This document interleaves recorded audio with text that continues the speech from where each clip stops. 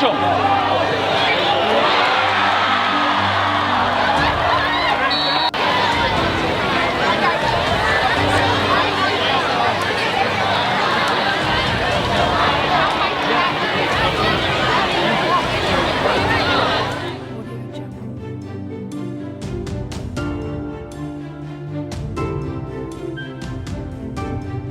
I'm Cal Weideman. I'm a receiver slash defensive back, and I'm a senior. I played 4 games last year, and I got hurt in the 4th quarter of the Gretna game. I tore my ACL, my LCL, and then a hamstring tendon. I was just in shock over what had happened. Like, I never would have guessed that would have happened to me, especially that type of injury. And honestly, it was just kind of a freak accident.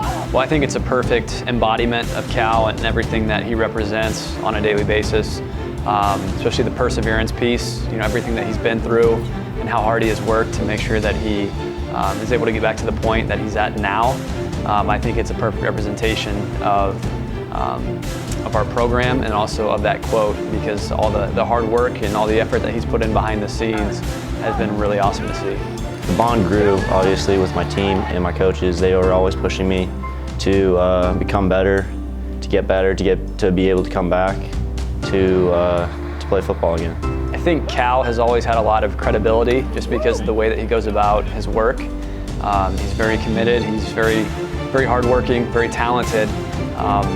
But I think this whole experience, I think a lot of people have watched how hard he's worked, not just coaches, but you guys, his peers, his teammates.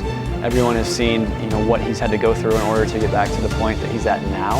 And I think that type of work ethic and that drive to get back has really gained even more respect. He's always been held in very high regard, and I feel like he's even boosted that because of how hard he's worked in the last year. I mean, there were a lot of rough times where I just felt like I didn't want to go through rehab. It's been about 11 months now, and there's many times where I felt like quitting and didn't want to bother with rehab anymore or work to get back for football. But I mean, I love football too much that I didn't want to quit sometimes. Definitely with my knee, there were a lot of ups and downs. Going through, I guess, a lot of surgeries. I had infections in it that I had to get washed out, cleared out, and there were a lot of bumps in the roads where my knee would get so sore that I couldn't work on it for a week or 2. So yeah, there were definitely a lot of bumps in the road in recovery. I would say just the setbacks during his rehabilitation process. The big one was the infection that he got in his knee.